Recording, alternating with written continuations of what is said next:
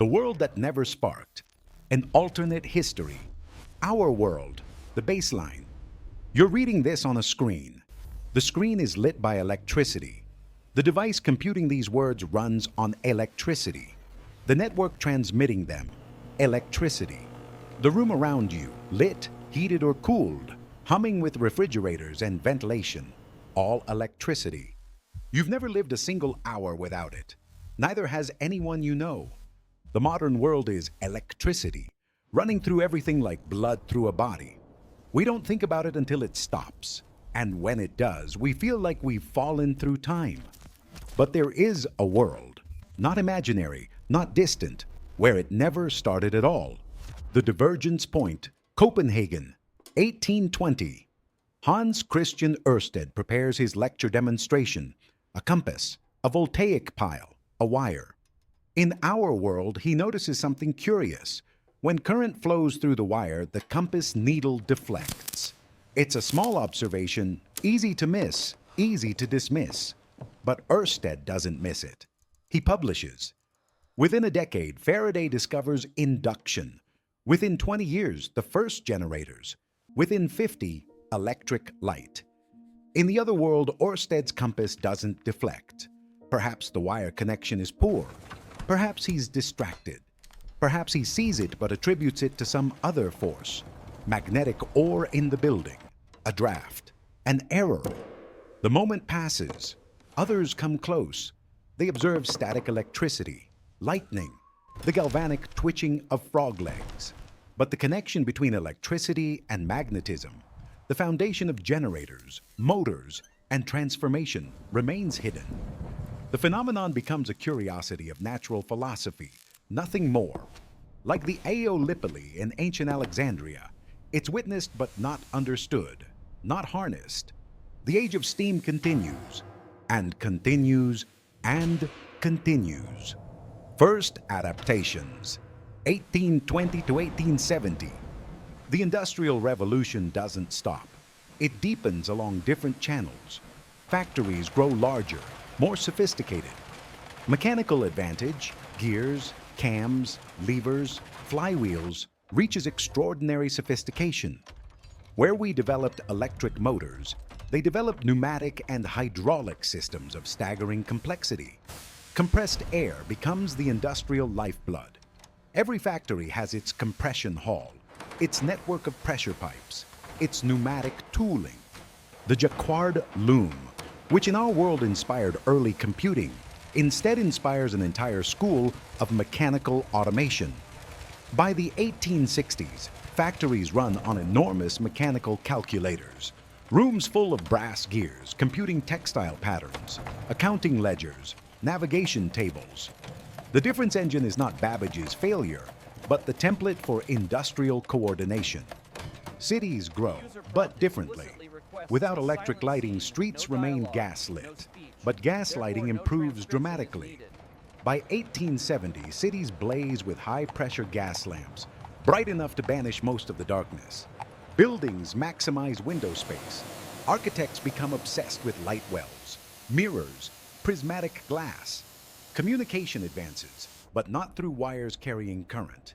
The optical telegraph network expands across continents. Towers every few miles, each with shutters and lenses signaling the next. On cloudless days, a message crosses Europe in 20 minutes. Pneumatic tube networks spread beneath major cities, carrying physical messages in capsules at 60 miles per hour. People adapt. They don't miss what they never knew. The cascade begins, 1870 to 1920. By the late 19th century, the absence begins to create divergences that compound. Transportation. Locomotives become miracles of steam efficiency. Triple expansion engines, compound turbines, innovations that squeeze every erg from coal and water. But there are no electric streetcars, no subways with third rails. Cities remain denser, smaller. Commuting distances stay human-scaled. Suburbs, as we know them, don't sprawl. Factories. Without electric motors, power distribution stays mechanical. Every workshop still connects to a central drive shaft. Factories are designed around these arterial shafts, long, narrow buildings organized by the logic of rotation, not the freedom of individual electric motors. Work is louder, more physical, more collective. Communication. The telephone is invented but never scales. Without electromagnetic induction, there's no way to amplify weak signals over distance. Speaking tubes and pneumatic post remain supreme for decades. Information moves physically or optically, never electrically. Then, around 1895, something unexpected emerges. A French optician named Becquerel, investigating photographic effects, creates a chemical telegraph system. By exposing chemically treated paper to modulated light beams, messages can be written at a distance and developed instantly. It's slow, 30 words a minute, but it works. Within 10 years, photoscript stations connect major cities. And there's the gramophone, a purely mechanical marvel that captures sound in grooves. By 1910, gramophones are everywhere. Recorded music fills homes without any need for electricity. The entertainment industry blooms around mechanical reproduction. What no one realizes yet, they're building an entire civilization that will forever be local, tangible, mechanical. Information will never become weightless. Data will never become instant. The critical turning point, 1914 to 1918, the Great War. In our world, World War I was the first electrical war. Radio communications, electric fuses, searchlights, submarines navigating by electric motors. In their world, it's fought with steam, clockwork, and human signal corps. The difference is profound. Without radio, command and control fractures. Battles are slower, more confused. Cavalry and visual signaling remain essential much longer. Armies are smaller because coordinating large forces over distance is almost impossible. The war is no less terrible. Gas, artillery, trenches, but it's less total. No nation can mobilize its entire industrial base with the same efficiency. There are no instant communications to feed the propaganda machine. The war grinds on for 5 years, but when it ends, it doesn't leave behind the same technological watershed. There's no sudden realization that science has changed warfare forever, because science has only refined it. The 1920s arrive without the electrified optimism of our world. There's no radio broadcasting, no electrical grid spreading across nations, no sense that modernity means electrification. Instead, there's a golden age of mechanical engineering. Skyscrapers rise using pneumatic construction equipment and steam elevators. Cities are marvels of pressurized air networks, hydraulic lifts, clockwork precision. The world feels different, quieter, heavier, more immediate. The world today, 2026. Morning in New Amsterdam, New York, 6 a.m. Sarah winds her alarm clock before bed each night. An old habit, though newer models run for a month on a single winding. The chime is mechanical, bells, hammers, real sound, not a simulation. She rises in a room lit by the pale blue glow of a radium phosphor panel, a modern miracle discovered in the 1940s. It's not bright like gas mantles, but it's safe, permanent, needs no fuel. Most bedrooms have them now.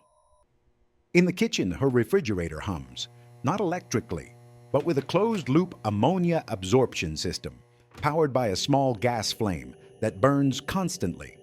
The flame is tiny, efficient, safe. Refrigeration transformed food storage in the 1880s. Most people don't remember ice boxes. She makes tea with a gas range, far more responsive than the old coal stoves her grandmother describes. 7:30 a.m. The streetcar runs on compressed steam, a hybrid system where stations superheat water to extreme pressure, and trams carry insulated tanks that last 20 miles before requiring a refill. The system is brilliant, elegant. The stations are architectural landmarks, their boilers and compression tanks hidden behind ornate facades. The city is louder than you'd expect, but not with electronic noise. It's the sound of machinery. Pneumatic drills, steam vents, the clacking of mechanical calculators in office windows, the subsonic rumble of the pressure network beneath the streets. And it's quieter than you'd expect.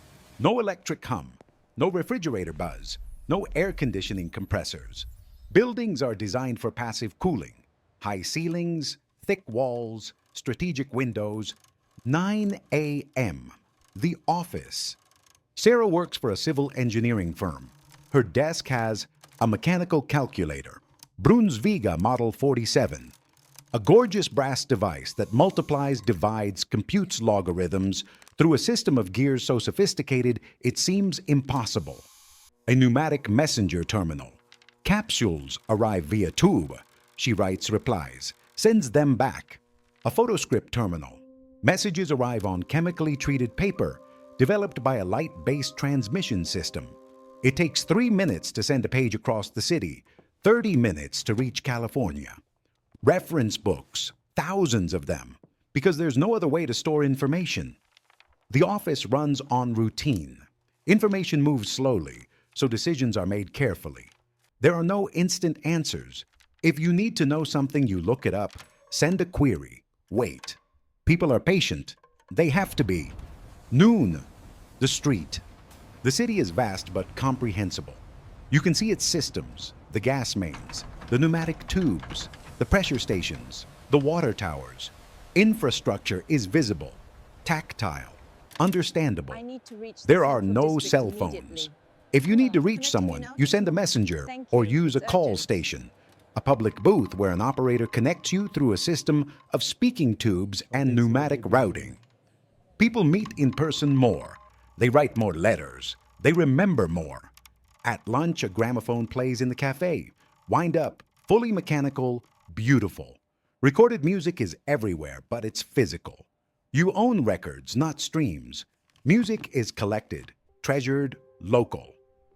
Welcome, Doctor. 3 I p.m. trust you're well. The library. Yes, thank you. Information I is assume you have it, centralized Professor? because Right here. it has to be. Libraries are cathedrals of knowledge. The pneumatic request system lets you summon any book in the collection to your desk within minutes, but you have to go there. Knowledge is not at your fingertips. It's in buildings, in books, in people. The reference librarian section knows here Sarah needs to by be name. revised. Yes, They've you worked are together right. for months on a Let zoning me show you project. this old map.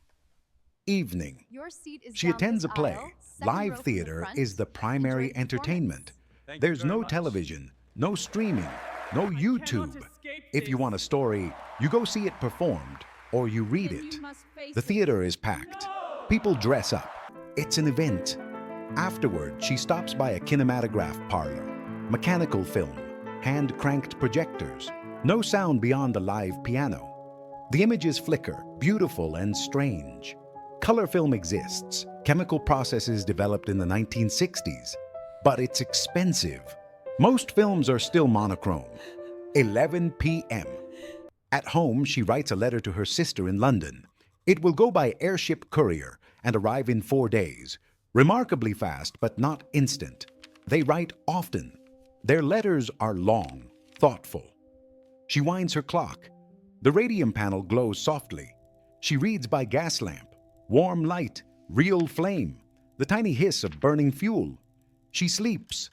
What's different? Medicine. No X-rays, no MRIs, no electronic monitors. But diagnostic medicine has advanced through chemistry, optics, mechanical sensing. Pneumatic stethoscopes can detect heart rhythms with extraordinary precision. Chemical blood analysis is faster and more sophisticated than ours in some ways, because they've had 150 years to refine it without relying on electronic shortcuts. Computing. Mechanical computers exist. Massive, beautiful, astoundingly capable. By the 1970s, differential analyzers could solve complex equations. Modern analytical engines use thousands of gears, hydraulic logic gates, pneumatic memory systems. They're slow by our standards, but fast enough for navigation, engineering, accounting. A room-sized calculator can process a corporate payroll in hours. The internet doesn't exist. Information remains physical. There's a vast pneumatic document network connecting major institutions, And PhotoScript allows text transmission. But there's no web, no email, no instant global communication. Information is local, embodied, slow. Work, more manual, more mechanical. Automation exists, but it's tangible. You can see the gears, hear the steam, understand the system. Jobs require different skills: machining, mechanical repair, pneumatic engineering. Fewer people in some ways because coordination is harder, but also more people in some roles: messengers, librarians, operators, artisans. Society, more local. Communities are denser, more self-contained. You know your neighbors because you depend on them. Trust is built through repeated physical interaction, not digital reputation scores. Less anxious in some ways. Information doesn't assault you. News arrives daily, not by the second. You're not constantly reachable. Downtime is real. More stratified in other ways. Without mass electronic communication, cultural fragmentation is stronger. Regions develop distinct identities because they're not homogenized by broadcast media. The environment, different problems. Coal consumption is higher. Steam still dominates. Air quality in industrial cities is worse. But there's no electronic waste, no rare earth mining for batteries and chips, no massive energy infrastructure. Carbon emissions are high, but not as catastrophically high. No always-on server farms, no global logistics optimized by electronic tracking. Cities are smaller, denser. Sprawl is limited by the range of steam transit. What stayed the same? Human nature. People still fall in love, raise children, fight wars, create art, seek meaning. Science advances, just along different paths. They've sent rockets to the moon, 1997, powered by sophisticated chemical engines, guided by mechanical computers. They understand quantum mechanics, genetics, relativity. The tools are different, but curiosity is the same. Inequality persists, wealth concentrates, power corrupts. They have wonders we'd find magical, mechanical automatons that play music, perform calculations, even simulate conversation through elaborate cam and lever systems. Pneumatic networks that move messages faster than we'd expect. Chemical processes for capturing light, preserving images, recording sound with fidelity that rivals our early digital attempts. They've solved problems we never had to face: how to compute without electricity, how to communicate without electromagnetic waves, how to build cities without electric grids. And they've created problems we never imagined. Reliance on pressurized gas networks. Explosions are a real urban danger. Dependence on mechanical precision. Wear and tear is constant. The physical weight of information. Libraries are essential infrastructure, and their loss is catastrophic. The reflection. Here's what unsettles. They don't miss it. No one mourns the absence of electricity because no one knows what it could have been. To them, our world would seem like fantasy. Power flowing invisibly through walls, information transmitted as weightless pulses, light without flame or heat. But they're not primitive. They're not struggling in darkness. They've built a sophisticated, functional, beautiful civilization on different principles. And it makes you wonder, what else have we decided is inevitable? We treat electricity as the foundation of progress, as if modernity requires it. But their world suggests otherwise. They have medicine, transportation, communication, entertainment, computation, all without a single electron flowing through a wire. What have we gained? Speed, reach, efficiency, the ability to be everywhere at once, to access any information instantly, to coordinate globally in real time. We've conquered distance and time in ways they never can. What have we lost? Presence, patience, locality. The understanding that comes from touching what you use, seeing how it works, existing in a world of tangible, comprehensible systems. They live in a world where information has weight, where communication requires effort, where you can't be everywhere so you have to choose where. What does their world reveal about ours? That we've traded embodiment for abstraction, that we've chosen speed over depth, that we've made ourselves dependent on systems we don't understand, can't repair, can't survive without.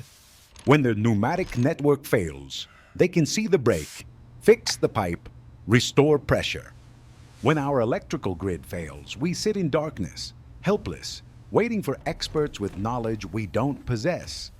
The haunting question: if you offered them electricity today, showed them everything it could do, all the marvels it would bring, would they take it? Some would. Progress is seductive. But others might ask, at what cost? They'd see what we've gained, but they'd also see what we've given up. And standing in their quieter, slower, heavier, more comprehensible world, you might not be sure which world is truly richer. You can't miss what you never had, but you can build something beautiful anyway. And that, more than any technology, might be the most human thing of all. End.